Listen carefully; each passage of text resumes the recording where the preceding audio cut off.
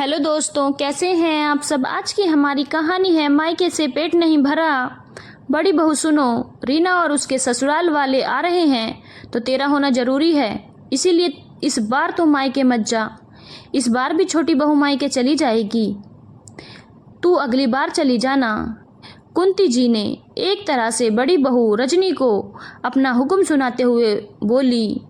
उनकी बात सुनकर रजनी के हाथ रुक गए, जबकि अंदर रसोई में काम करती हुई छोटी बहू रितु के तो पर ही निकल आए, जैसे अभी उड़कर मायके पहुंच जाएगी। वैसे भी उसे काम करते तो जोर आता था, और घर में कोई मेहमान आ जाए तो और उसकी हालत खराब हो जाती थी।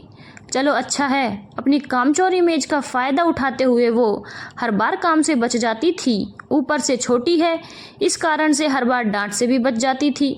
तभी रजनी ने कहा, पर माँ जी, मुझे 2 साल हो गए हैं मायके गए हुए, इस बार तो चले जाने दीजिए ना। रितु है ना, वो सब संभाल लेगी। नहीं नहीं, रितु के बस की बात नहीं है, वो कोई काम ढंग से करती है क्या? फालतू समधी समधन के सामने नाक कटवा देगी। तुम तो बड़ी हो, तुम्हें ही सब कुछ संभालना है, इस मामले में मैं उस पर विश्वास नहीं कर सकती। कुंती जी ने साफ साफ कहा। पर माँ जी, रितु को भी सिखाएंगे तो ही सीखेगी ना। हर बार ये कहकर तो नहीं बच सकते ना कि मुझे ये काम नहीं आता। अब तुम मुझे सिखा रही हो? जो कह दिया वो कह दिया, तुम मायके नहीं जा सकती। कुंती जी ने अपना निर्णय सुनाते हुए कहा।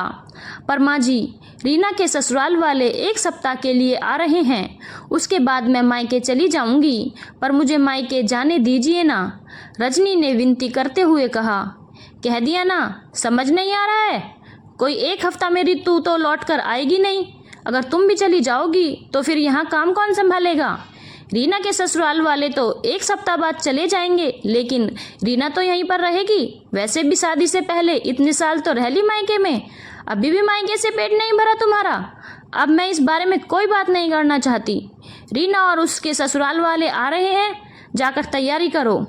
कहकर कुंती जी अपने कमरे में चली गई।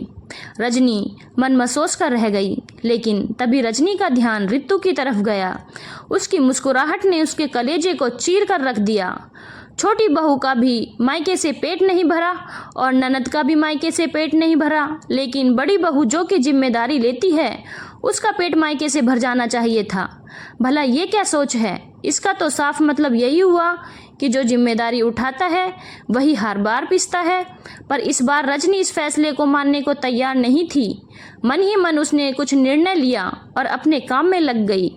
पिछली बार भी रजनी मायके नहीं जा पाई थी, क्योंकि तब कुंती जी का बाथरूम में पैर फिसल गया और वो गिर गई थी, तो उनके पैर में फ्रैक्चर आ चुका था।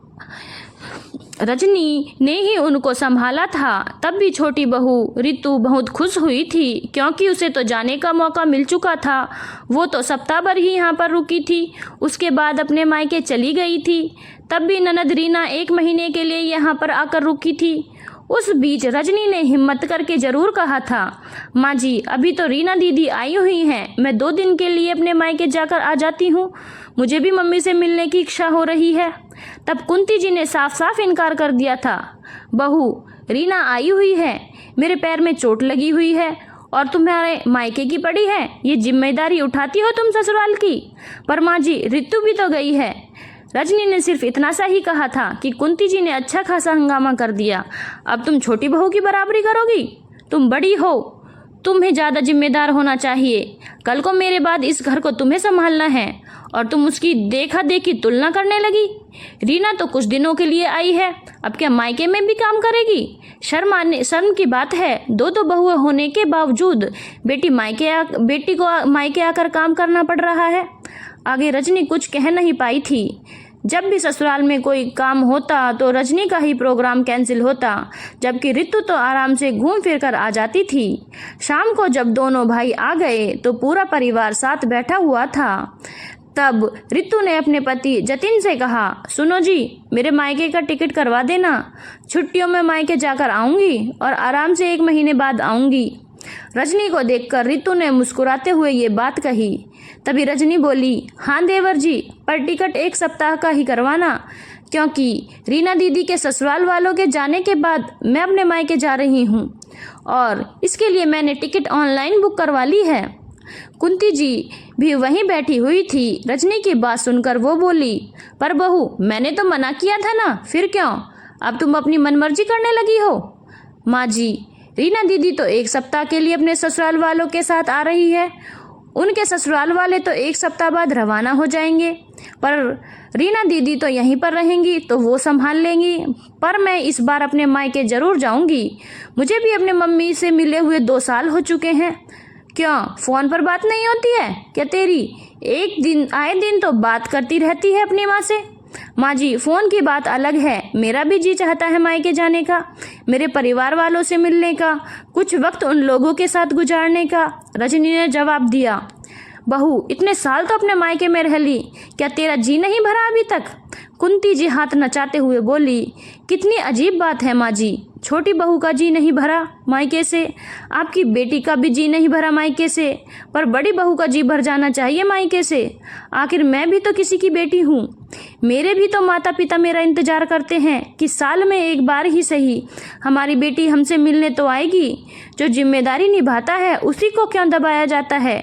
आपके लिए तो दोनों बहू एक जैसी होनी चाहिए ना, एक को इतनी छूट और दूसरी को इजाज़त भी नहीं। इस बार मैं मायके जाऊंगी और जरूर जाऊंगी, चाहे आप मुझे इजाज़त दो या ना दो, कहकर रजनी अपने कमरे में चली गई। कुंती जी ने अपने बेटे सुरेश की तरफ देखा कि कम से कम वो तो अपनी पत्नी को समझाएगा, पर उसने भी कहा, माँ, यह बात तो गलत है।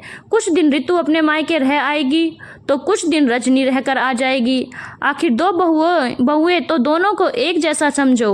एक तरफ निर्णय हमेशा नुकसानदायक होते हैं, 2 बहू में फर्क कहीं आपके घर के 2 टुकड़े न कर दे, कहकर सुरेश भी कमरे में चला गया। आखिर कुंती जी को भी समझ में आ गया कि किसी एक को ही दबा के नहीं रखा जा सकता, आखिर उन्हें निष्पक्ष होना ही पड़ेगा। धन्यवाद दोस्तों, अगर आपको कहानी अच्छी लगी हो तो चैनल को लाइक, शेयर और सब्सक्राइब करना ना भूलें।